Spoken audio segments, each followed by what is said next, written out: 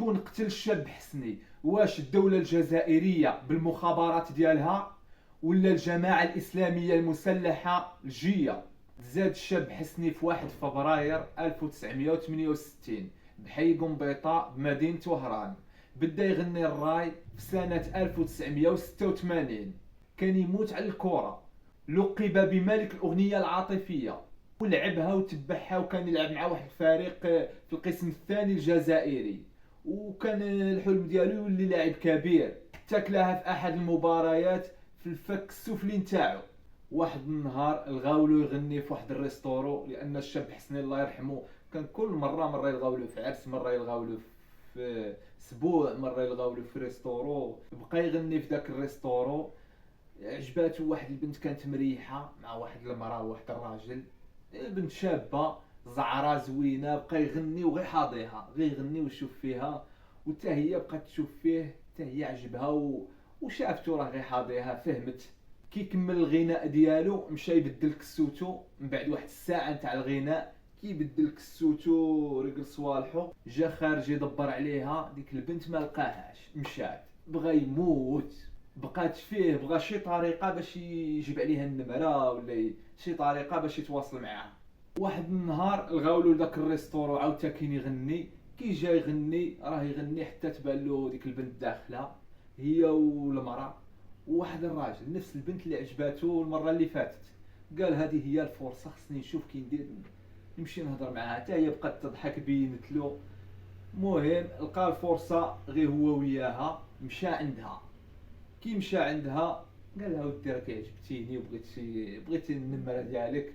عطاتو النمره. ديك الليله كي مشات للدار هي وهو، مشى للدار، مشى للتيليبوتيك، صونالها، هضر معاها، بداو يتعارفوا. اناها كيفاش؟ قالت له ودي انايا راني ما عايشاش هنايا في الجزائر، انا راني عايشه في فرنسا، وهذه اللي راني معاها خالتي وراجل خالتي.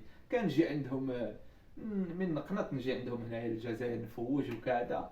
المهم تعارفوا، قعدوا مده خوتي هما يتعارفوا. كي تعارفوا مليح قال لها ودي راني باغي نجي نخطب. قالت له ودي درك انا راني قالت له درك انا ما كايناش هنايا، كاينه في فرنسا. قال لها كي نديرو؟ قالت له ودي درك انا غادي نقولها لها ورد عليك. المهم قالتها لها، قالت له وهي بغات، قالت له ما ودي انا هذا بغيتو. كي بغاتو قالت له واخا. هو باه مدابز معاه، قال خصني درك نجي نخطب صافي. كي عطاتو لوغد قالت له صافي يعني مرحبا. قال كي ندير با راه غضبان عليا ونزيد نقول له انايا غادي ندي وحدها. كيفاش؟ لان خوه قال له دي ما تقولهاش لبا، با راه غضبان عليك، غادي يزيد يغضب عليك، الله يرحمه ويوسع عليه. المهم دا خوه يخطب. مشى هو وخوه يخطبوها عند خالته ومرت وراجل خالته بموافقة امها. كي مشاو المهم داروا الخطوبات كذا، من بعد داروا العقد، تزوجوا. ايه بخبار خوه، يعني مو باه ما عندهمش الخبر وما حضروش. كل مره بقات تقول له ودي راني قمت في الجزائر، بغيت نشوف ما نشوف حبابي في فرنسا، راني ما موالفاش هنايا، وراني مده ريحت معاك هنايا. قال لها ودي خلي تا ندخلك على والديا، راني نشوف كي ندير باش ندخلك على والديا يشوفوك كذا. من بعد بغيتي روحي عند امك. حتى جا النهار ودخلها على والديه. قال لهم ودي راه بنت الله عمرها دار وراني ديتها، وكنت انا وبا كان زعفان عليا وخفت لا يزيد يزعف، وسمحوا لي وكذا، الله يرحمهم جميعا اخوتي. من بعد قال لمرته ودي انايا الا تقبلي زعما نعيشوا مع با وما ونعيشوا مجموعين. قالت له واه. عاشت مع مو وباه. هو كان عنده الحفلات يغني كل مره يلغاولو في سهره. وبدايه التسعينات في ديك الوقيته اخوتي كانت واحد الحزب في الجزائر نجح، وحزب بطابع ديني بحال حنا نقولوا بن كيران وحزب العداله والتنميه، بطابع ديني. ذاك الحزب نجح في الجزائر، الشعب صوت عليه. كي نجح وقعت شي خلافات مع الدوله قالت لهم لا نعاودوا الانتخابات، والاخرين ما بغاوش. المهم وقع الاخر، جاتهم ديك العشريه السوداء، دوك صحاب الحزب تسلحوا، طلعوا للجبال وبقاو يحاربوا الدوله. يعني كيما نقولوا ما تفهموش، حسوا بالحقره وكذا. الدوله قالت لهم لا ضروري الانتخابات يعاودوا. من بقى حسني يولي من الحفلات يلقى مرتو تشكيلو او دير النقاشات اخوتي، ديك النقاشات العاديه اللي عندنا كاع في المجتمع تاعنا. كي بنادم يتزوج عندك نقاشات مع الاخت ديالك ولا الام ديالك، هذه جاري بها العمل حنا في الدول العربيه ديما اكثريه، خصوصا هذه شحال كانوا يتناقشوا غير على نوضي طيبي تباني لي ما طيبيش، نوضي تسيقي. واحد النهار مرت حسني قالت له راني حامله، فرح واحد الفرحه كبيره، غير واش هي قالت له ودي انا راني قنط في الجزائر وراني باغيه نمشي نشوف ما معاه. هي كانت كل مره تناقش معاه تقول له انايا زعما الا هبلتني انا غادي نمشي نشوف ما، الا انا كاع ما تمرضنيش غادي نشوف ما. كل مره بقى كانت تقول له شوف ما، مين كان يقولها غير صبري سمعي لما كذا، يتناقشوا بيناتهم تقول لها انا غادي نشوف ما.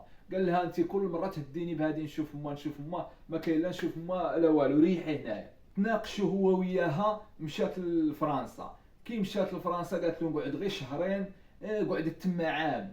تما خرج ديك الاغنيه نتاع طال غيابك غزالي اللي غادي نسمعوها درك اخوتي معاكم.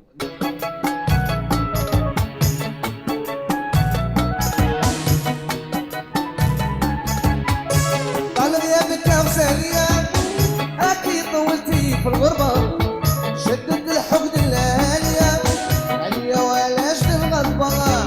هي كي سمعت ديك الاغنيه في فرنسا ولات الجزائر.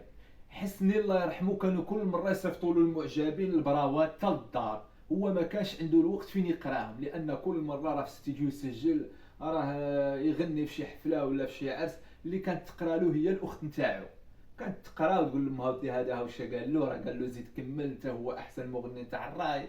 كاين اللي يصيفط له شي هديه اخرى. حتى جاتو واحد الرساله تقول له حسني اتقي الله وغادي نقتلوك الا ما بعدت على الموسيقى. الاخت نتاع الشاب حسني ومو اتفقوا باللي هاد الهضره الشينا كاع ما يقولوهاش لحسني، وهذا ربما غير شي واحد حاسدو يعني باغي يريض على الموسيقى، راه يدير له هاد اللقطات هادي. واحد النهار الشاب حسني كان داخل الفارماسي يشري لواحد المراه الدواء، لانه هو خوتي كان معروف بفعل الخير، كان معروف كاع في الحي ديالو في وهران بصفه عامه باللي كيدير الخير. كانوا في الفارماسي يشري لديك المراه الدواء تسمع القرطاس. مول الفارماسي عرف حسني قال له سمعت القرطاس، قال له شفت البلاد كي ولات ما بقاتش كاع فيها الامان. قال له راهم هذا كيقول الشاب حسني راهم قتلوا المغني الفلاني، وقال له حسني ننصحك غير خرج اوروبا، قال له هنا غادي يقدروا يقتلوك. هو بحال اللي ما نواش، قال انا ما عندي يعني شي دور سياسي، ما انا ضد الدوله، ما انا ضد هاد الجماعه المسلحه الاسلاميه. وحتى الزوجه نتاعو كل مره كانت تقول له دخل لفرنسا، دخل واش راك دير في الجزائر، صافي دخل راه الحوايج ما راهاش تعجب في الجزائر دخل. وهو خوتي كان عنده داك التعلق بالبلد ديالو. حتى جا يوم الخميس 29 سبتمبر 1994 حسني كان جاي من الاستديو، مشات قهوه في القهوه نتاع الحومه، كان القهوه يريح فيها واحد القهوه في حومته في قنبيطه معروفه، يعني هذيك هي قهوته. كان من يبغي يجي خارج من القهوه اللي يكون تما يتقهوى يقول للكارسون حسني، يقول للكارسون ودي كاع هادو راهم على حسابي ويجبد يخلصه. وهذوك اللي قتلوه كانوا مقهويين تما. جا غادي بحال غادي لدارهم، القهوه ماشي بعيده على دارهم، تلاقى خوه تما الاخ نتاعه. زادوا شويه حتى قربوا منه جوج نتاع الناس، قالوا له حسني بغينا نضربوا معك تصويره.